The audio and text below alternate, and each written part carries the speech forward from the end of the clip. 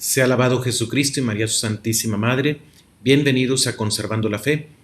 Este es un episodio más de la serie Desempolvando la Tradición. En un video anterior estuve compartiendo, desempolvando, trayendo a la memoria, recuperando del olvido, un texto del Concilio de Trento que se realizó en el siglo XVI, pero que enseña una verdad siempre actual, siempre necesaria para que los cristianos podamos llevar una verdadera vida cristiana. Es la verdad sobre el pecado original. A los que no han visto ese video anterior, los invito a que lo vean. Yo voy a pasar directamente a continuar comentando el texto del Concilio de Trento que ya estábamos comentando en el video anterior. Y pues les recuerdo, está escrito este documento en cánones en los cuales va condenando el concilio errores, doctrinas equivocadas que circulaban en aquel tiempo y que desgraciadamente siguen circulando en nuestros días, aún dentro de la Iglesia Católica.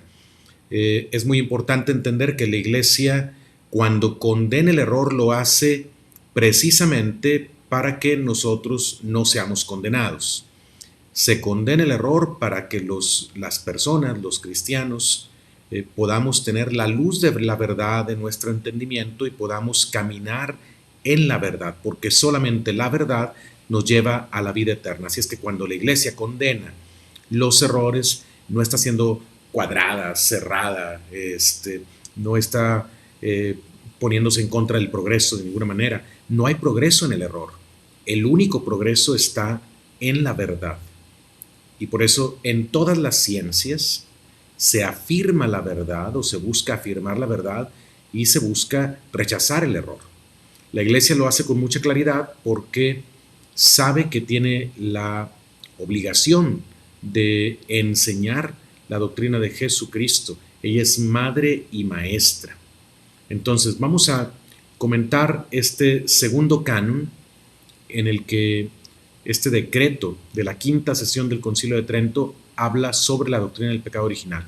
Va a condenar aquí unos errores. Entonces el lenguaje no es tan fácil de entender en un primer vistazo. Voy a leer todo el canon y luego vamos a ir comentando cada una de las frases para sacar el provecho necesario para poder comprender lo que la Madre Iglesia nos quiere enseñar, el error del cual nos quiere prevenir en este texto.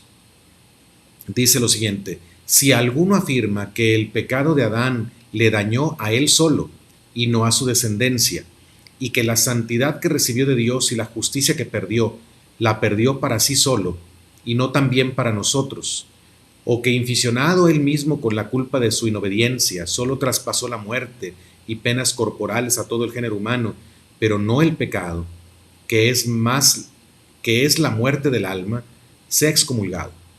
Pues contradice al apóstol que afirma: por un hombre entró el pecado en el mundo y por el pecado la muerte, y de este modo pasó la muerte a todos los hombres por aquel en quien todos pecaron.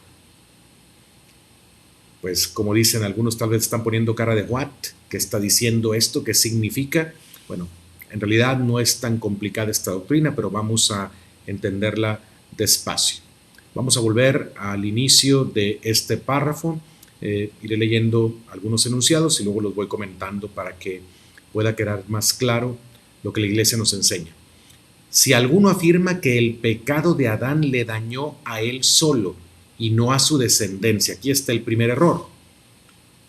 Creer que el pecado original fue un pecado que tuvo consecuencias solamente para Adán y no para su descendencia. ¿Quién es la descendencia de Adán? Pues todos nosotros.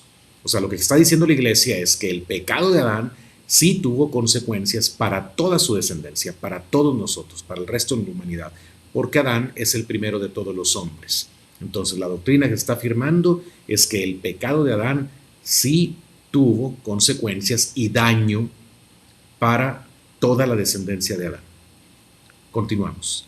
Y que la santidad que recibió de Dios y la justicia que perdió, la perdió para sí solo y no también para nosotros. Aquí hay una siguiente afirmación. Ya habíamos visto al explicar el canon número 1 en el video anterior que Adán perdió la justicia original en la cual fue creado cuando pecó, cuando desobedeció a Dios. Perdió la santidad, el estado de santidad original en el cual Dios lo había creado. Entonces aquí dice que la justicia que perdió, la perdió para sí solo y no también para nosotros. Ese es el error, afirmar que el pecado de Adán no tiene una consecuencia para nosotros. Ahora, ¿qué está enseñando la iglesia al condenar este error? Que cuando Adán pecó, perdió su justicia original y su santidad para él, pero también para su descendencia. Por eso nosotros venimos a la existencia, nacemos en ese estado que la iglesia llama de pecado original. No es un pecado que hayamos cometido nosotros personalmente, pero es un estado, una situación que se nos hereda por generación, se nos comunica por generación desde el momento mismo en que somos concebidos. Nosotros no somos concebidos, no llegamos a la existencia en un estado de santidad original, de justicia como el de Adán. Nosotros llegamos a la existencia en un estado ya de pecado original. Un estado, vuelvo a decir, no es una falta que nosotros hayamos cometido libremente. Obviamente esto es imposible hacerlo en el momento en que uno es concebido, pero esa es la doctrina de la iglesia. Entonces, la justicia que Adán perdió, la perdió para sí solo, ese es el error, por lo tanto, la perdió también para nosotros. Nosotros, al nacer, no tenemos justicia original, es decir, no somos delante de Dios justos, no somos santos delante de Dios. Estamos en un estado, como decía San Agustín, de desemejanza de Dios. Aunque el hombre fue hecho a imagen y semejanza de Dios, esa semejanza se perdió por el pecado y nosotros heredamos esa condición de desemejanza, y en esa condición somos engendrados, somos concebidos desde el inicio de nuestra existencia. Continúo. O que inficionado él mismo con la culpa de su inobediencia, solo traspasó la muerte y penas corporales a todo el género humano, pero no el pecado, que es la muerte del alma. Vamos a ver. El otro error es afirmar que Adán, inficionado, quiere decir corrompido por ideas equivocadas, corrompido, él mismo, engañado, con la culpa de su inobediencia, solo traspasó la muerte y penas corporales a todo el género humano, pero no el pecado. El error es decir que como consecuencia del pecado de Adán, solamente nosotros tenemos que morir, pero negar que el pecado de Adán lo heredo también yo. O sea, esa situación de lejanía de Dios, de desemejanza de Dios, decir que no le heredamos nosotros, que de ninguna manera se nos comunica eso. Porque algunos afirman que la única consecuencia del pecado original de Adán para nosotros es que tenemos que morir. Pero aquí la Madre Iglesia dice no solamente es la muerte del cuerpo, también se hereda de Adán el pecado. O sea, la culpa, la situación de pecado, el estado de lejanía de Dios. En ese estado venidos al mundo. Por eso es importante el bautismo. Pero para poder entender el valor del bautismo, necesitamos comprender esta doctrina del pecado original. Si no entendemos el valor, o más bien la dimensión, no el valor, sino la dimensión del pecado original de Adán y de nuestro pecado, no podemos entender el gran valor y necesidad que tenemos del bautismo. Entonces, Adán nos traspasó la muerte y las penas corporales. Es decir, como consecuencia del pecado, nuestro cuerpo puede padecer, puede sufrir, y de hecho sufre. Nuestro cuerpo se enferma, nuestro cuerpo pasa hambre, nuestro cuerpo puede ser herido, nuestro cuerpo puede morir. Entonces, recibimos nosotros las penas corporales y el estado mortal de nuestro cuerpo, pero no se queda allí. El pecado de Adán también nos trae a nosotros la muerte del alma. Vuelvo a decir, al hablar de muerte del alma, no nos referimos a que el alma deje de existir, porque el alma, por ser espiritual, no puede morir en el sentido de volverse a la nada, a menos que Dios lo quiera, pero Dios no hace eso. La muerte del alma es un estado de tanta distancia de Dios, de tanta desemejanza de Dios, un estado de no comunión con Dios, tan desgraciado que no merece el nombre de vida, sino de muerte. Es el estado de pecado, es el estado en que venimos al mundo, en que somos concebidos. De ese estado precisamente nos salva la gracia de Dios que se nos da en el bautismo en primer lugar, y luego aumenta por medio de los demás sacramentos, o se nos restituye también a ese estado de gracia por medio de la absolución que recibimos en el sacramento de la penitencia. Pero si después de ser bautizados pecamos con el pecado personal, usamos mal de nuestra inteligencia y nuestra voluntad, volvemos a esa situación de desgracia, a esa situación que se llama de muerte del alma. Es decir, el alma no tiene vida sobrenatural, por lo tanto no merece la vida eterna. Estar en estado de pecado aquí en la tierra equivale a no tener vida eterna, a estar en estado de condenación. Pero cuando somos salvados por la gracia de Cristo que se nos da ya aquí en esta vida, estar en estado de gracia significa estar en el estado de la salvación.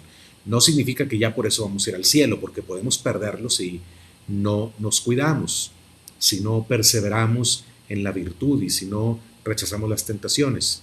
Pero quien recibe la gracia de Cristo aquí en la tierra y la conserva hasta el momento de la muerte, después de esta vida, pasa a la gloria de Dios, a menos que necesite una purificación, una última purificación en el purgatorio. Pero bueno, eso es otro tema doctrinal del que hablaremos en algún video próximamente.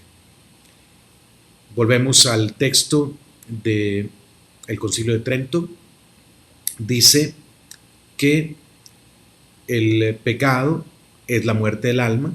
Dice, entonces, quien no crea que Adán nos comunicó el pecado, que es la muerte del alma, como consecuencia de su pecado original, se ha excomulgado. Entonces, esta es la doctrina de la Iglesia, esto es lo que tenemos que creer. ¿Y por qué es importante creerlo? Porque ese es el estado en que venimos al mundo. Es muy importante que los padres de familia crean esta doctrina para que sepan en qué situación están sus hijos desde el momento en que son concebidos, para que sepan en qué situación están sus hijos cuando nacen. Por eso la urgencia de bautizar. Esto no es ninguna exageración, esto no es ningún fanatismo, el querer bautizar a los niños cuanto antes. ¿Por qué? Porque qué papá o qué mamá que ama tanto al fruto de sus entrañas, a su hijo, a su hija, va a estar tranquilo sabiendo que su hijo está en un estado así, heredado como consecuencia del pecado de Adán. Si está el remedio a la mano, y el remedio es el sacramento del bautismo, ¿por qué posponerlo? No hay ninguna razón realmente válida para posponer el sacramento del bautismo. A veces la gente espera bautizar a sus hijos por razones bastante secundarias. Es que yo quiero que lo bautice mi hermano, mi hermana, que sea el padrino o la madrina, mi hermano, mi hermana, pero vive en otra ciudad y viene hasta el año que entra, entonces voy a esperar a que venga mi hermano para poder hacerlo mi compadre. Y por esas razones u otras parecidas, la gente pospone el sacramento del bautismo para sus hijos y los deja en ese estado tan lamentable que es estado de muerte del alma. Entonces tu papá, tu mamá, que tienes tu niño recién nacido, tu hija recién nacida, ¿quieres que esté así en un estado de muerte del alma? Yo creo que no. Por eso el remedio está a la mano. La Iglesia ha enseñado siempre que cuanto antes, en cuanto sea posible, razonablemente, también posible, según las condiciones de salud de la mamá, del mismo bebé, cuanto antes se debe de llevar a bautizar para sacarlo de este estado lamentable en que ha venido a la existencia. Ahora, estos errores que está señalando el Concilio de Trento, dice, contradicen al apóstol que afirma: por un hombre entró el pecado en el mundo y por el pecado la muerte, y de este modo pasó la muerte a todos los hombres por aquel en quien todos pecaron. Entonces ahí nos están dando el fundamento bíblico de esta doctrina que se está enseñando. Esta está tomado de la carta a los Romanos, capítulo 5, versículo 12. Por un hombre entró el pecado en el mundo, o sea, por Adán. Por el pecado de Adán entró el pecado en el mundo. Y por el pecado, la muerte. Por el pecado de Adán entró la muerte en el mundo. La muerte también para nosotros, no solo para Adán. Y de este modo pasó la muerte a todos los hombres por aquel en quien todos pecaron. Entonces pasó tanto la muerte del cuerpo, que es la condición mortal en la que venimos a la existencia, como la muerte del alma. Esa situación de lejanía de Dios, de desemejanza de Dios, en la que nacemos y que es un estado de muerte del alma. Entonces podemos decir que nacemos con una vida corporal, pero nacemos con el alma muerta. Venimos al mundo con el alma muerta. Y ya expliqué en qué sentido. Pues Jesucristo, que es el Dios de la vida, viene a darle vida a nuestra alma. Él ha ganado la vida de nuestras almas ofreciendo un santo sacrificio en la cruz. Pero a nosotros se nos aplican los méritos de Cristo. Y esos méritos que ganó al ofrecerse en la cruz por nosotros, al derramar su sangre por nosotros, se nos aplican esos méritos por medio de los sacramentos. Y primero, en primer lugar, es por medio del bautismo que recibimos la gracia sobrenatural, la vida divina, el perdón de los pecados, el perdón de ese pecado original que también tenemos, que tiene que extenderse a nosotros. Si el pecado de Adán tuvo consecuencias no solo para él, sino para su descendencia, el remedio tiene que aplicarse también a toda su descendencia. Por eso todos necesitamos el sacramento del bautismo. Vamos a pasar ahora al canon número 3 de este decreto sobre el pecado original que estamos comentando. Vuelvo a leerlo todo en primer lugar y luego lo comentamos de manera más tranquila para que podamos entender la doctrina que aquí se enseña.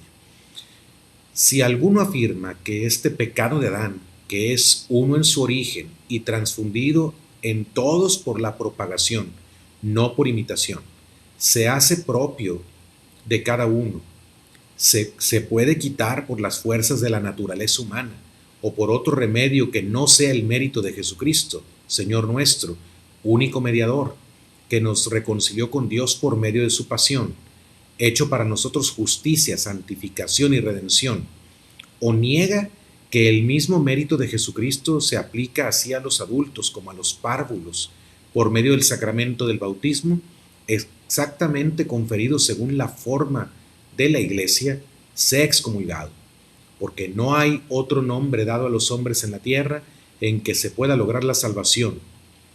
De aquí es aquella voz: este es el Cordero de Dios, este es el que quita los pecados del mundo. Y también aquellas: todos los que fueron bautizados se revistieron de Jesucristo. Muy bien, vamos a desglosar este pasaje. También está muy interesante, tiene una doctrina muy católica, muy sólida, muy necesaria para nuestra vida cristiana. Si alguno afirma que este pecado de Adán, el pecado original del cual ya hablamos, la desobediencia de Adán, que es uno en su origen y transfundido a todos por la propagación, no por imitación. Bueno, hago un paréntesis aquí porque todavía no termina el enunciado. ¿Cómo se transmite el pecado de Adán a nosotros? Por propagación, es decir, por el hecho mismo de ser engendrados. Recibimos esa condición que la Iglesia llama estado de pecado original. Por el hecho mismo de ser engendrados, no por imitación. ¿Por qué? Porque algunos reformadores, o supuestos reformadores más bien revolucionarios, teológicos, decían que Adán en realidad no nos comunicó ningún estado de pecado, que Adán simplemente nos dio un mal ejemplo. Él cometió el primer pecado y luego todos los demás hombres seguimos pecando. Imitamos el ejemplo de Adán y que así es como se nos comunica el estado de pecado a los hombres, imitando el mal ejemplo que Adán nos dio. Bueno, esa doctrina es falsa, es errónea. Por propagación, es decir, por por la generación. Al momento de engendrar, los padres comunican a su descendencia esa consecuencia, esas consecuencias para el cuerpo y para el alma del pecado primero y original de Adán. Volvemos al texto. Se hace propio de cada uno por propagación este pecado, dice. Se puede quitar por las fuerzas de la naturaleza humana o por otro remedio que no sea el mérito de Jesucristo, Señor nuestro, único mediador que nos reconcilió con Dios por medio de su pasión, hecho para nosotros justicia, santificación y redención. Hasta ahí llegamos. Hasta ahí llegamos. Está diciendo en síntesis que no hay manera, no hay forma humana de librarnos de las consecuencias del pecado original. O sea, esa condición desgraciada en la que venimos a la existencia, consecuencia del pecado de Adán, no hay forma de que nos la podamos quitar nosotros por las fuerzas de la naturaleza humana. Es imposible. Ni por otro remedio que no sea el mérito de Jesucristo. Solo porque Jesucristo derramó su sangre por nosotros en la cruz y se ofreció en la cruz como víctima al Padre para pagar el precio del pecado de Adán y de todos los pecados de todos los hombres de toda la historia, solo porque Cristo hizo ese acto perfecto de obediencia y por el mérito de Cristo podemos recibir nosotros el perdón de los pecados. Podemos ser liberados de esa situación de desgracia en la que somos traídos al mundo. No hay remedio humano.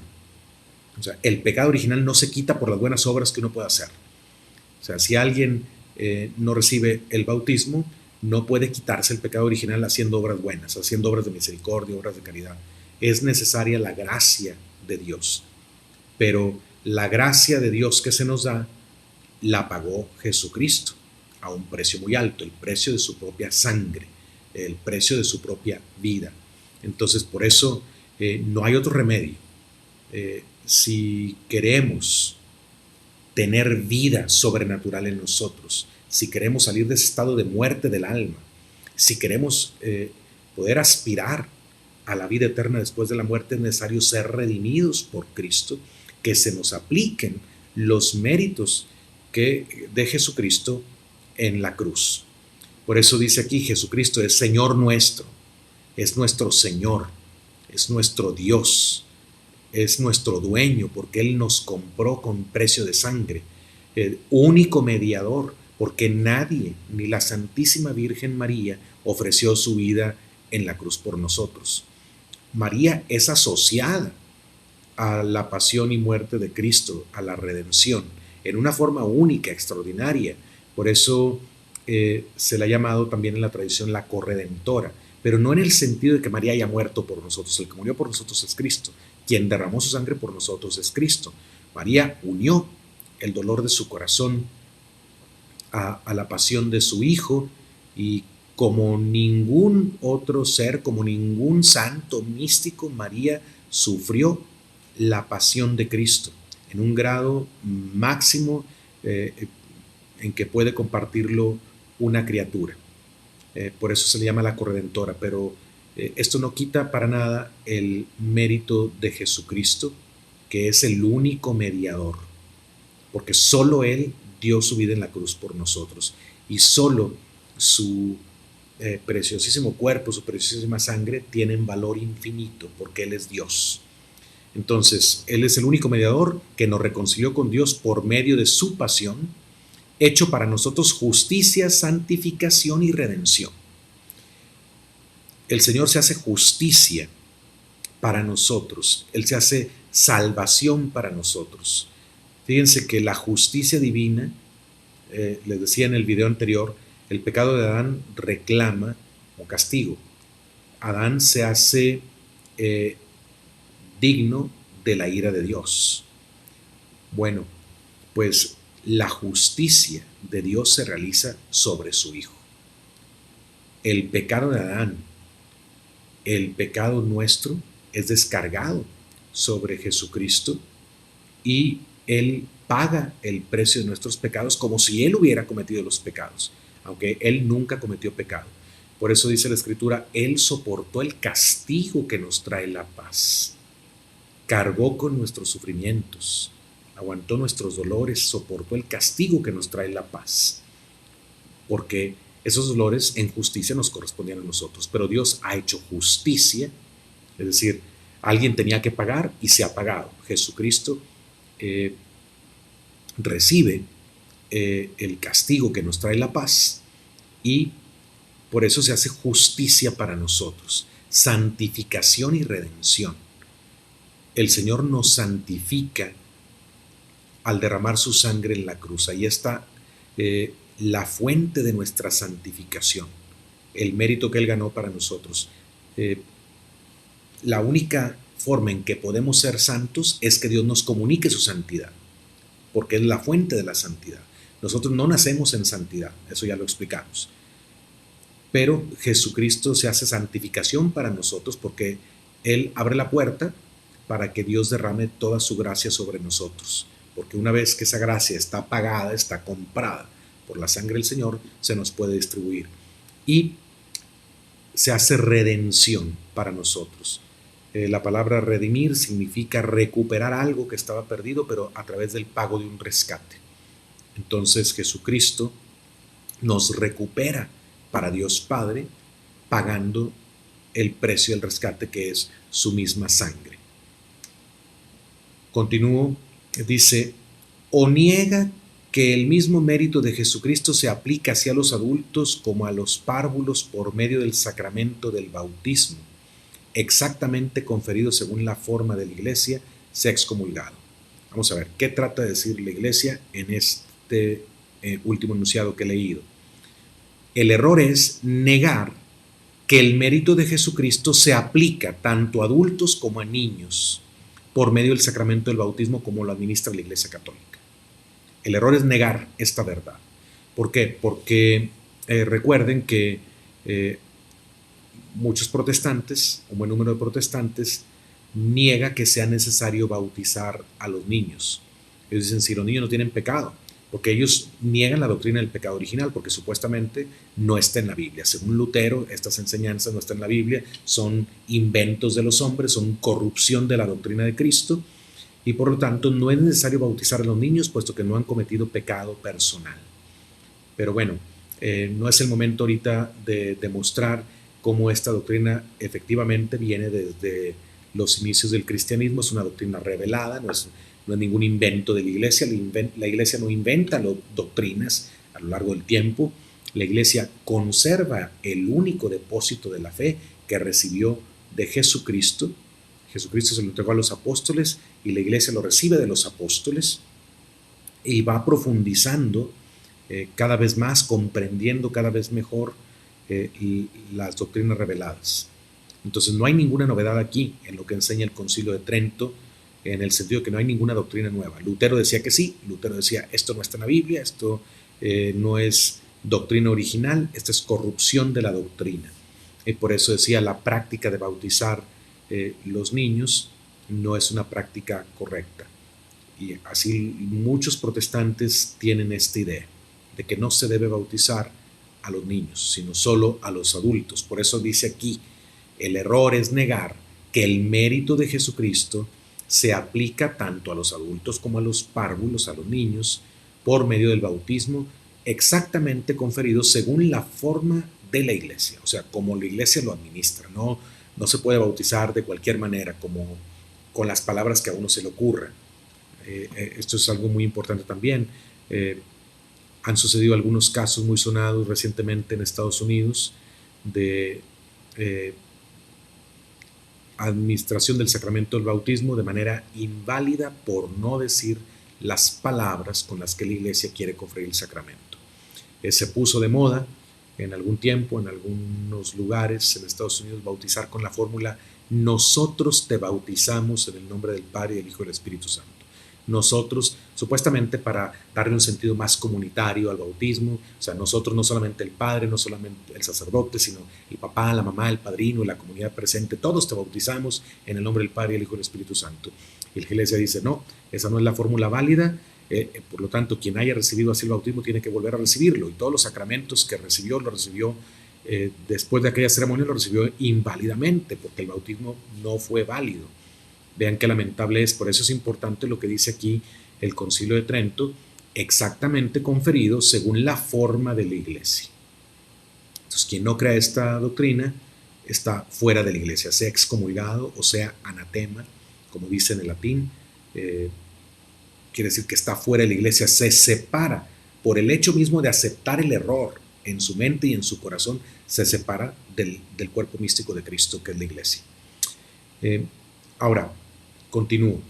Porque no hay otro nombre dado a los hombres en la tierra en que se pueda lograr la salvación. Eso está tomado del libro de los Hechos de los Apóstoles, pero es una expresión muy poderosa. No hay otro nombre dado a los hombres en la tierra en que se pueda lograr la salvación.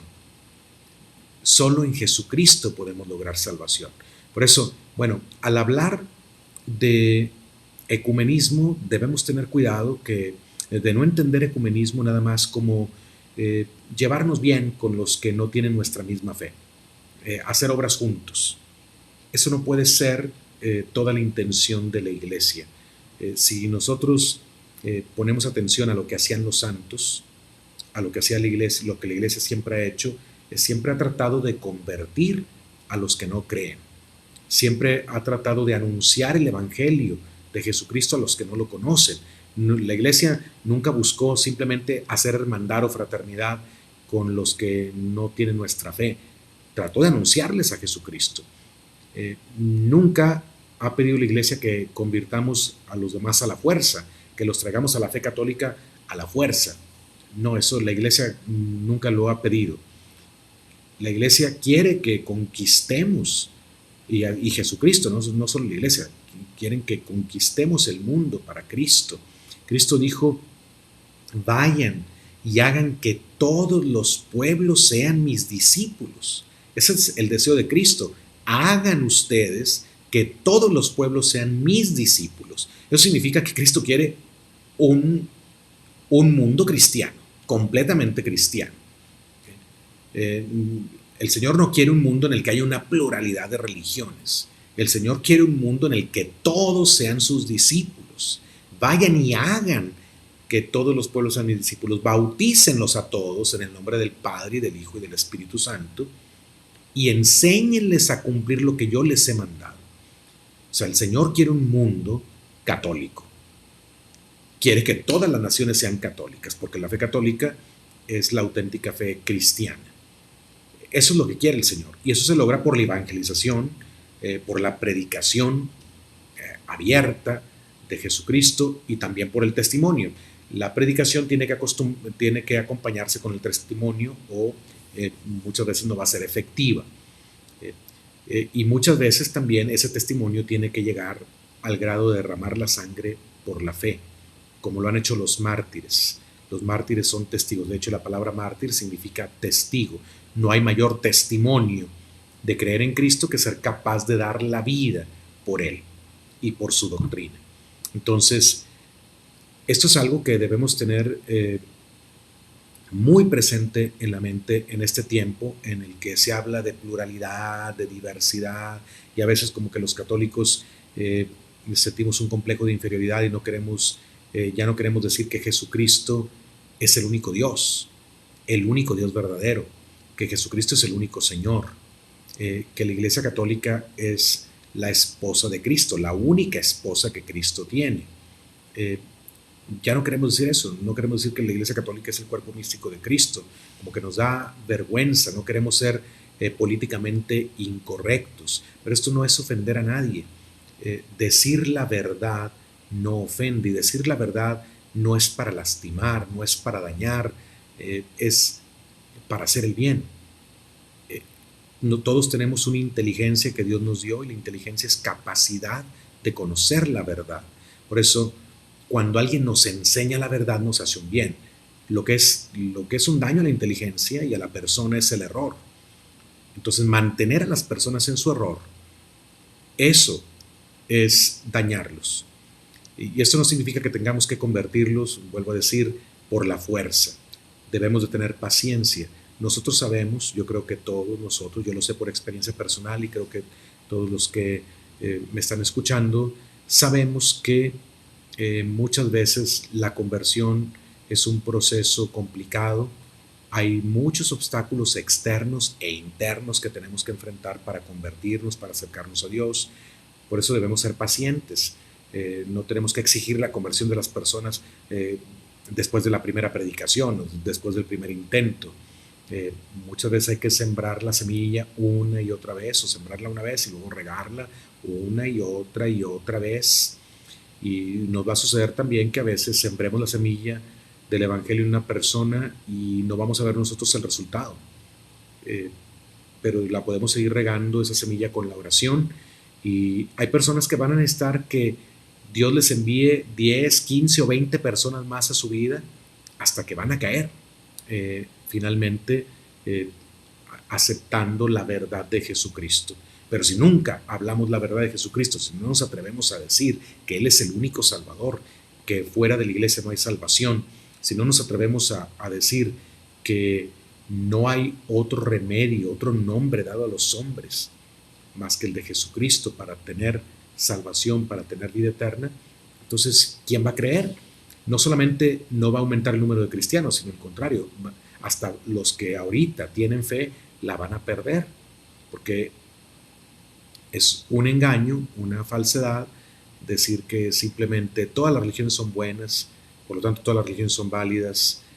Se oye bonito a los oídos del hombre contemporáneo, que no está acostumbrado a buscar la verdad, que se contenta con cualquier cosa que le suene bien o que le llegue al sentimiento.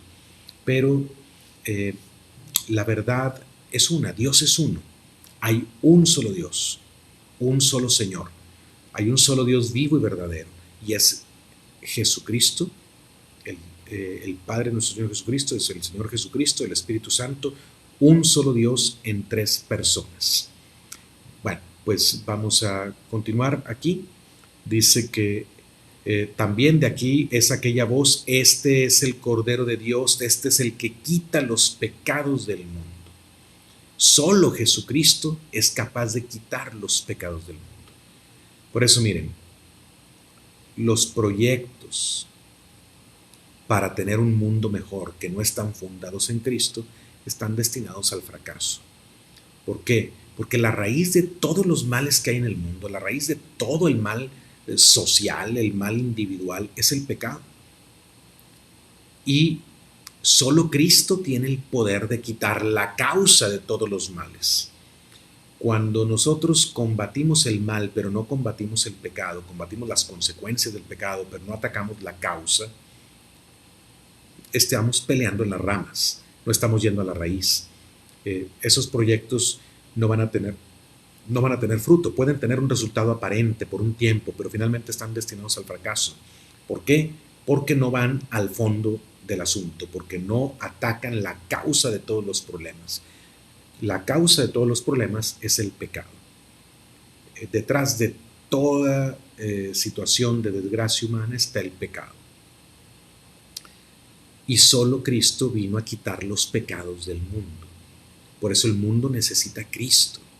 Y todos los hombres y mujeres de la tierra necesitamos aceptar a Jesucristo en nuestra vida, y necesitamos dejar que Jesucristo, con su gracia, con su palabra, con sus sacramentos, quite el pecado que hay en nosotros.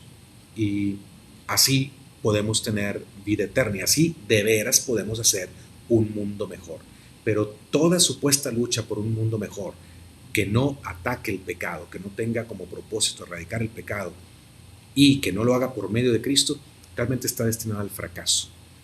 Por eso el mejor servicio al mundo y incluso la mejor labor social es la evangelización, es llevar a Jesucristo a la vida de las personas.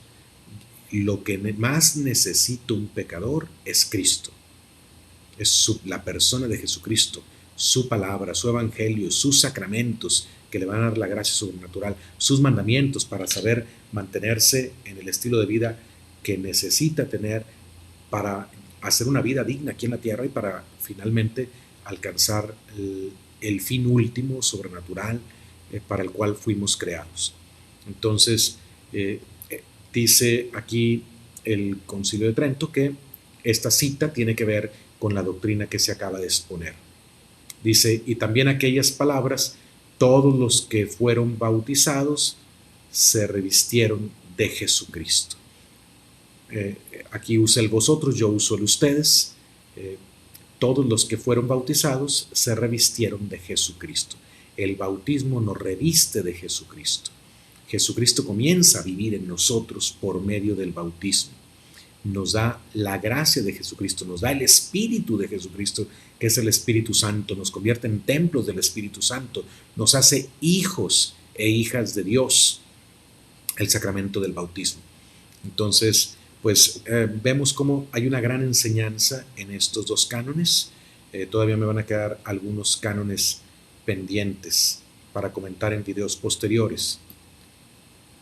Pues bien, hermanos y hermanas que me están escuchando, me están viendo este video, como ustedes han podido comprobar, hay doctrinas muy importantes que desgraciadamente no escuchamos con mucha frecuencia, a veces desde los púlpitos o en las clases de catecismo o en grupos y movimientos de la iglesia. A veces como que estas doctrinas por alguna razón ya la gente no las conoce porque se han dejado de predicar, o incluso lamentablemente, como les dije, podemos encontrar personas dentro de la iglesia que niegan estas doctrinas y por lo tanto pues caen en las excomuniones que la iglesia lanza contra aquellos que quieran aceptar obstinadamente estos errores.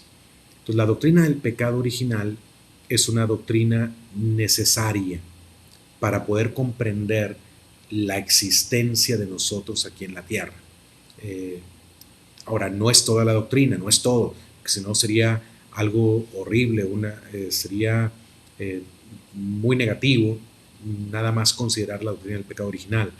Pero tenemos que entender lo que significa el pecado original, todas sus terribles consecuencias para nosotros, para poder después entender la doctrina de la gracia.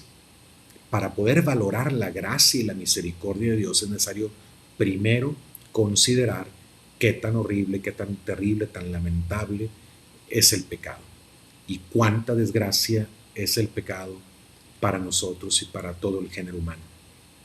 Pues seguiremos en un video posterior comentando, desempolvando, trayendo a la memoria, sacando del olvido esta doctrina católica del pecado original. Y bueno, pues mientras les animo a que procuren acercarse a los sacramentos de la gracia, de permitir que Jesucristo los saque del pecado, porque Él es el Cordero de Dios que quita el pecado del mundo.